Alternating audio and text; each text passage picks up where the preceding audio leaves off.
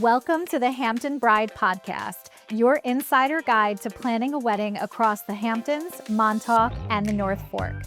I'm your host, Janelle Brooke, New York wedding photographer and creative storyteller. Each week, I'll share practical planning advice and candid conversations with experienced local vendors who know the East End inside and out. Let's pull back the curtain on what makes this place such a dream setting to say I do. Are you ready? Let's go. I am so excited to be joined by Christina Pedrazzo, the founder of the Treatery, known for her custom wedding cakes, elevated Instagram-worthy desserts, and her signature mobile dessert bar. Her dessert bar is named Stella and is housed inside a restored 1964 Shasta Airflyte camper. Did I say that right? I think so. Christina works closely with couples to design dessert moments that feel personal and beautifully styled. So, if you are dreaming of a wedding dessert that feels just as considered as every other detail of your celebration, you are going to love this conversation. Let's get into it. Oh my gosh, Christina, I'm so excited. Literally, the last time I saw you, we were at RG&Y Vineyard Yes. for Lindsay and Nico's wedding. Yes. And I was like, girl, we're starting this podcast and I cannot wait to have you be a part of it. Thank you. I am so excited that you're here. I'm grateful. Thank you. Thank you for coming. All right, so let's talk about the Treatery, your origin story. I just want to hear all about it and I can't wait to share it with our listeners. Yes. So actually, I'm a former e-commerce digital marketer. So I did not go to school for baking and I did not necessarily have a plan for this at all. But in COVID, I had the itch for a food truck. I had had it for a long time and I kind of thought that it would be something I would do maybe when I was a little bit older, kind of pursued my career in corporate.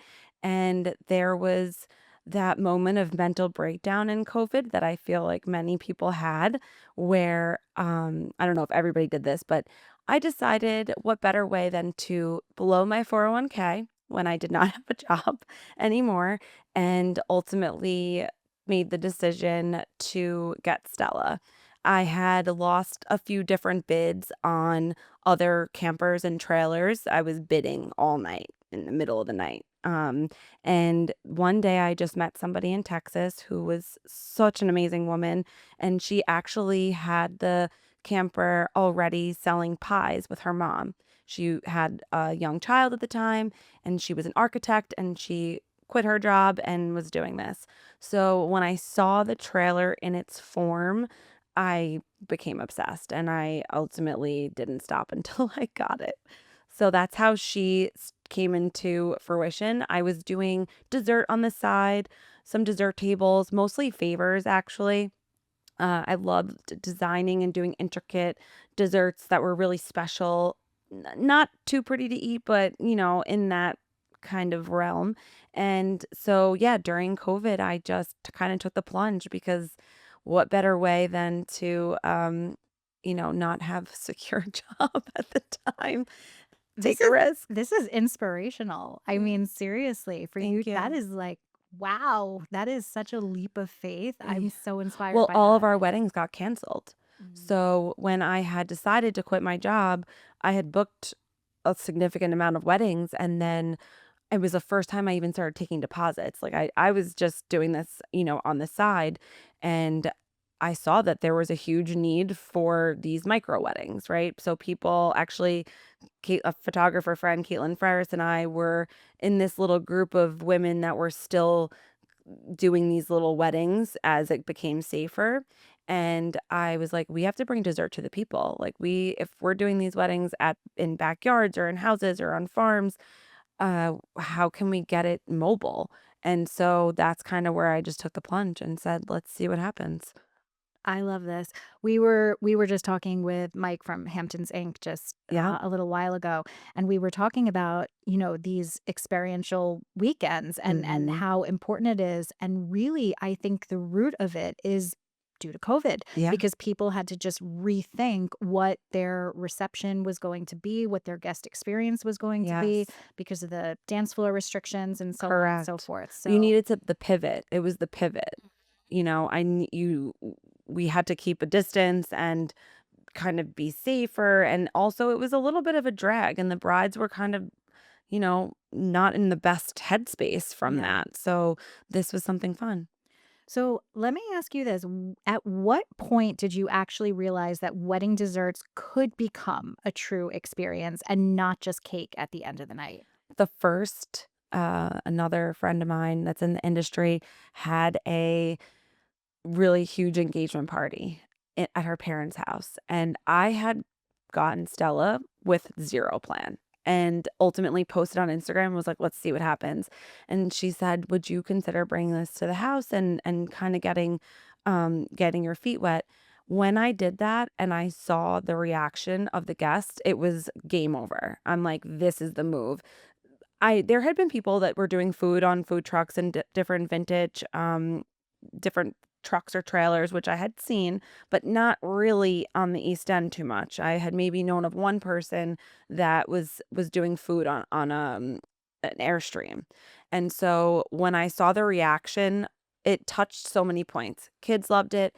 The age group loved it because they were like, I had one of these when I was a kid, or I haven't seen it. What year is this? And you saw the talking points that it was creating, and then that we have food on it or dessert, it was just that's really what made me feel like this is the move. And it made me feel proud. I wasn't just setting up dessert on a table or on a plate or on risers.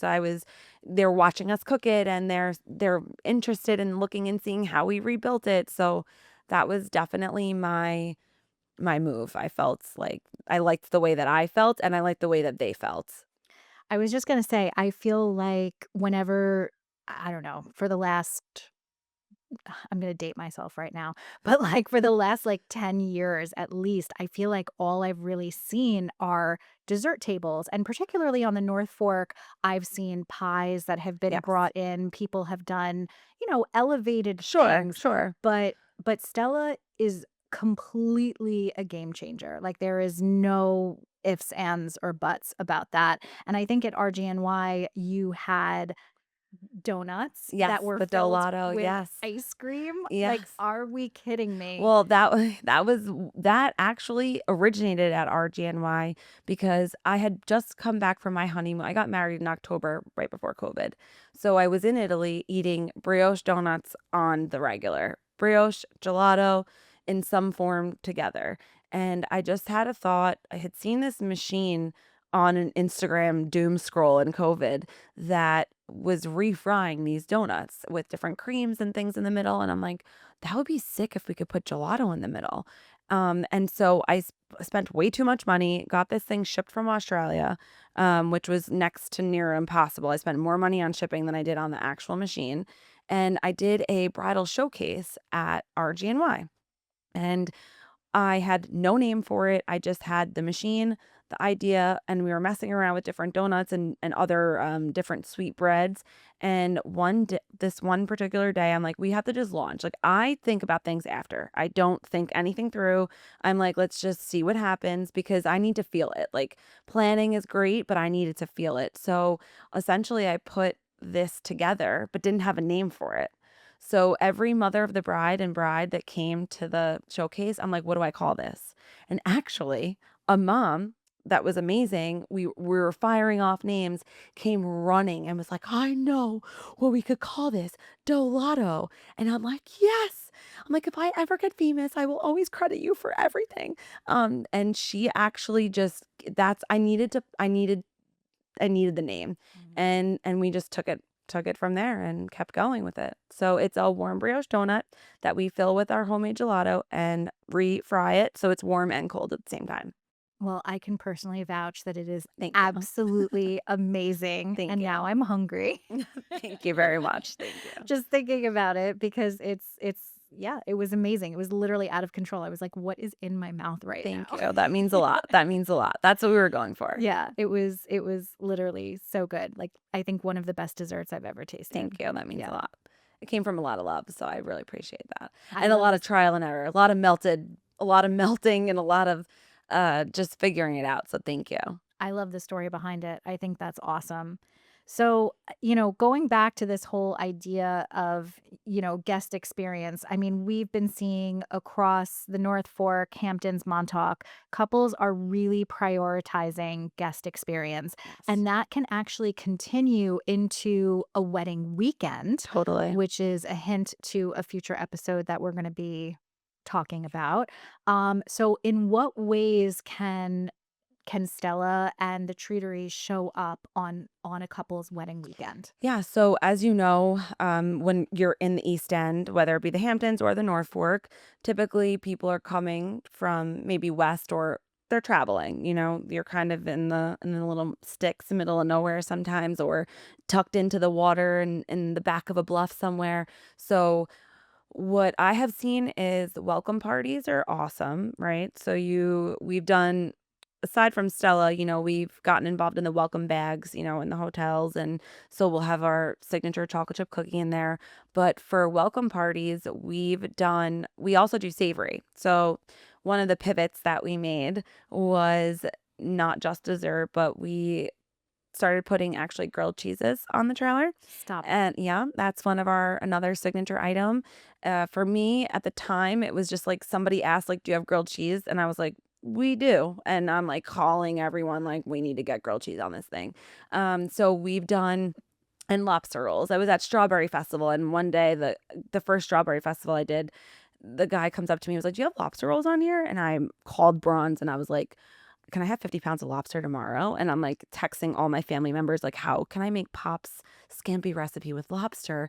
And what do we do? So essentially, what that did for me was get to step away from dessert, but just because we can't adhere to what everybody wants all the time, right? So, in order to kind of become full service, where dealing with a bunch of vendors is totally fine and great, but I kind of wanted to see how can I maximize the bride's dollar also, Mhm. and maybe not be at 10 different parties in one weekend, and I could kind of just do, have a heavy focus. But welcome parties will do small appetizers with passings and or past appetizers, and we will bring a wait staff on site. So maybe the if we're in the middle of a field or at a vineyard, and there's, let's say, we've worked with a bunch of different vendors, but like Rolling in Dough, they have an awesome pizza truck, right? So we'll take one item and then we'll work with them on another item and get some of those smaller apps done.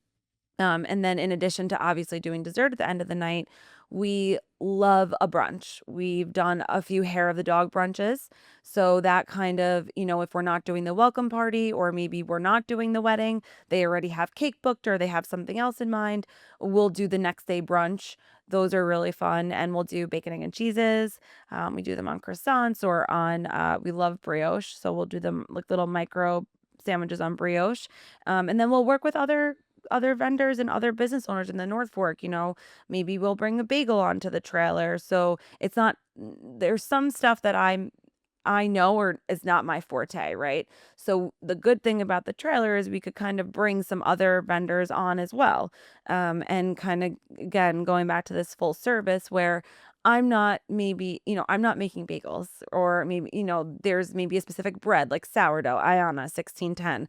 That's not what we do best. So we will bring the ones that do the best onto the trailer sometimes. Listen, collaboration is key. Totally. So I love that. And honestly, I feel like I'm learning something new right now because I didn't even know that the Treatery was involved in Oh grilled yeah. cheese sandwiches and Oh all yeah. these other things. So this is really like so cool. So thank you for Yeah, sharing of that. course. That's awesome.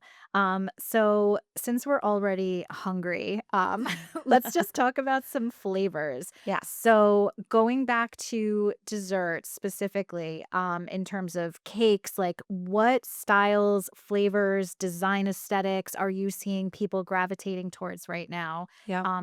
Specifically East End weddings. So to kind of piggyback off and staying on brand, but like the trailer is a 64 Shasta. So I originally was looking at, for myself, like am all about nostalgia. Mm. So a lot of the times, like when I was talking about that first party, and people were, it was unlocking a core memory for them. So I tried to specifically put some items that were originally like what it was in the 60s, what was in the 70s, like what was something really simple things, like nothing crazy, like a grilled cheese or a chocolate chip cookie. But one of the cool things that I wanted to be different, right? Like when you go to a wedding, typically, maybe in the past, I don't, I'll date myself too. Let's say 10 years ago wedding. Um, you're getting like a vanilla cake and a vanilla filling, and everyone plays it safe.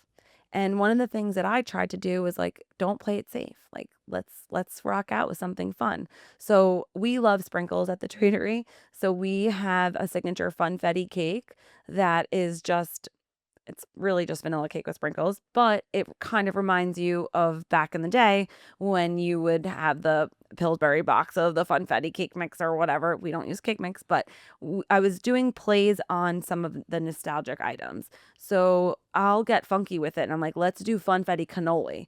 Like, think, because the mother of the bride or the father of the bride would be like, what about cannoli or kind of safe flavors? I'm like, okay, let's do that, but let's throw in something kind of funky. So that's something that I challenge people when they come in for the tasting where I'm like, you can mix this, a few different things together. Um, my great aunt, Titsy Pina, we called her, makes her own jams. And so our family is really big into figs.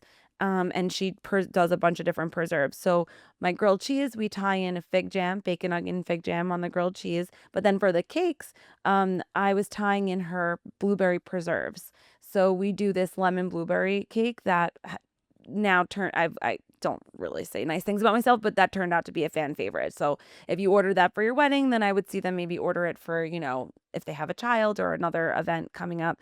So I kind of like mixing some, it's not like overly funky, but just giving your guests something to talk about, like, wow, like it wasn't just a vanilla cake, or we will do like a triple chocolate and a peanut butter if there's no nut allergies. But I do give the brides the ability to choose from 3 different cake flavors and 3 different cake fillings during their tasting, so they could kind of interchange it and just kind of go a little funky with it.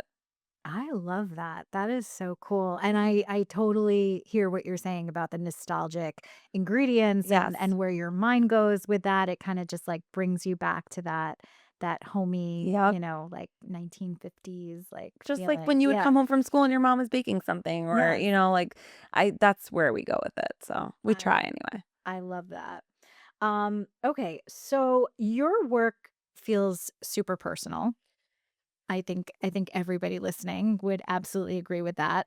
So, how do you collaborate specifically with couples to create desserts that reflect their wedding style? Just talk to me a little bit about like the process in terms Yep. of working with couples and making sure that whatever their vision is comes to life. Sure. One of the big questions that I'll ask is like, what's important to you? What are you got? Are you dessert people? Some brides will be like, we hate dessert. And I'm like, great. But Why we am I have to have here? a cake because my mom said I have to have a cake. And I'm like, okay, we could work with this. But then I'm like, but like, there has to be something. Like if you have a sweet tooth or if you're going to a restaurant at night, like, are you going to order the ice cream dessert? Are you going to order a cake? Are you going to order a tiramisu? Like what? Give me that. So from asking some of those questions, I will pull out some things, then all of a sudden like, oh, well, we love, chocolate ganache, or I had this raspberry tart from this one place that they'll frequent. So I will pull things out of, or I'll say, what was your favorite dessert as a kid? What did you like as a child?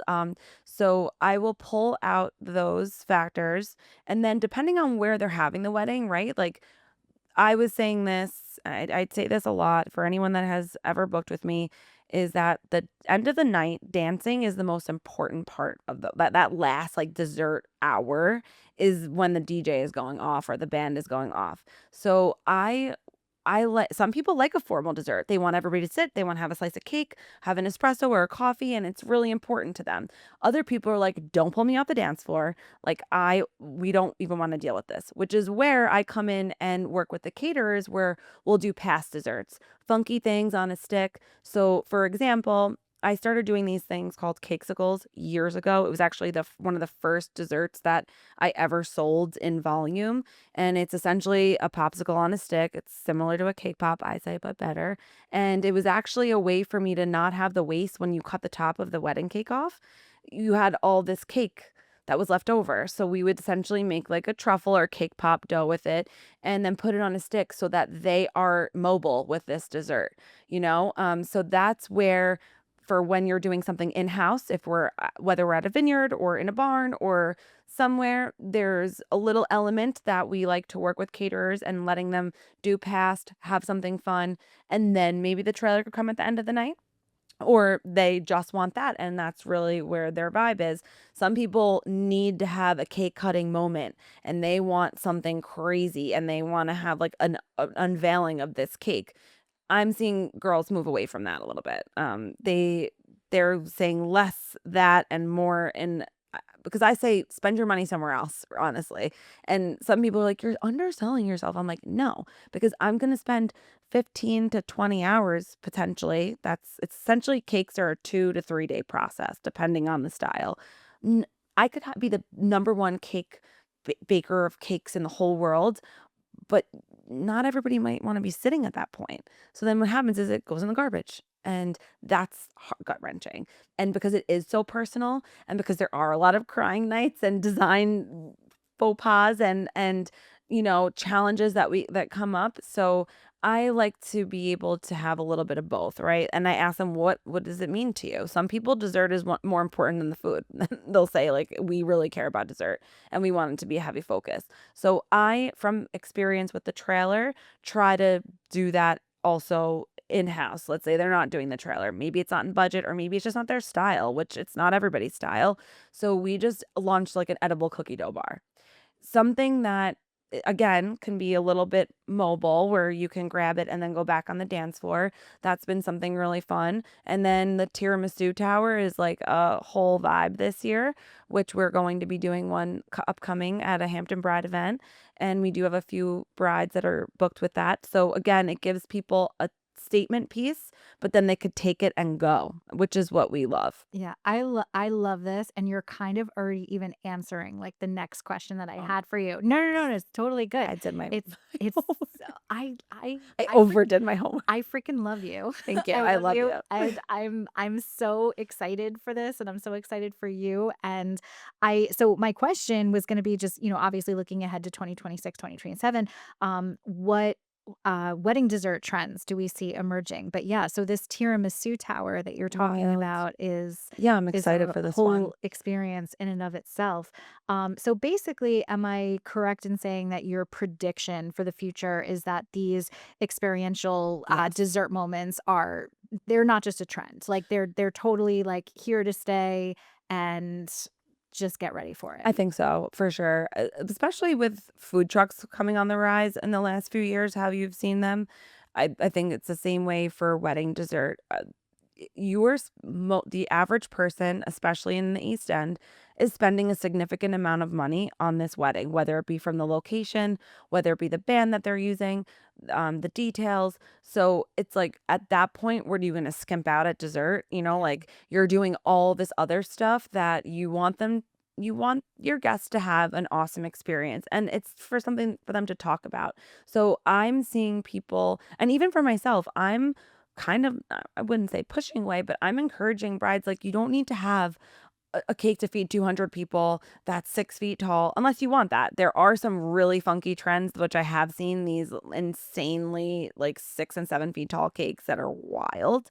But once again, that's not for everybody. It depends on time and place. Where is this wedding? Where are the people going to be? So I'm seeing people move more towards and I don't know that it's really a trend. I agree with you. I do think that it's kind of going to be here to stay. Caterers are also working really amazing with bakers, where we're it's not such a separate um they're not separate relationships. They're symbiotic, where I talk to all the caterers, like, what's going on for food, what are we serving them, because I also want to elevate to the level at what they're going to be at. So the tiramisu tower, chocolate mousse towers, we're going to be doing one of those also. this past year, which was the start of it, and I do see a lot more brides looking for this, are the millefoglie cakes. And you could say it a million different ways. I'm saying it how my family says it, but All good. essentially, it's an Italian puff pastry with a beautiful filling, like a custardy kind of filling. And then the berries on top with the shakers. That's another interactive moment that everybody, because not every bride wants the cake cutting and kissing moment. People are like, we're not making it a big deal. Like, I just did a cake tasting this past week, and they were like, we don't want anyone even knowing this. Like, we're not stopping the wedding, because that's another moment too where people don't want to fully stop the wedding at that time to have the formal cake cutting. So what I'm suggesting is do a smaller cake just for the vibe. Sometimes the parents really want it, and then go into something that the guests are going to talk about. So I have seen a lot more of that. And one of the trends, which we did not do, but like the cannoli, have you guys seen the cannoli?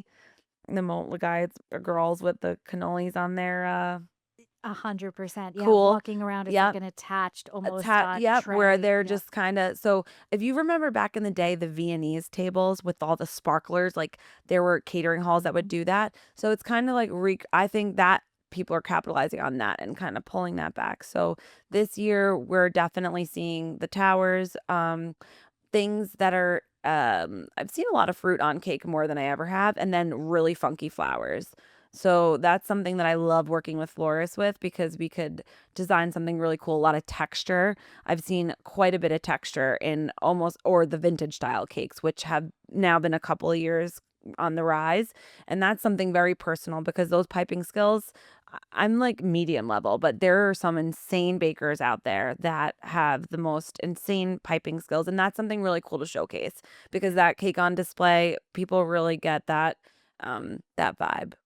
So, am I correct in saying that if you were to give advice, right, to our listeners, you would say to just stay authentic to yourself? Stay authentic to yourself. Don't let, like I said, I think cake is such a timeless thing at a wedding. I don't think it should be obsolete, but I do think that if you are going for more experiential um experiences, you could do a little bit of both. You don't have to be tailored into just doing one or the other. And it's not even for them to spend more money. It's just what's important to you. Some people it's just not important to, and they don't care about it, and others do, and they want a moment. I had several brides this past year. They're like, we want a cake moment, we want a cake moment, that's really important to us. And some were like, no. So I think that don't pay attention to what everybody else is doing. Do what you want to do. Don't look too far in advance, because trends and designs change. But this year, I do think that the more experiential desserts and even more personalized has been pretty big from what I've been seeing come in. I love this conversation. Yeah. I Me really too. do. I love it.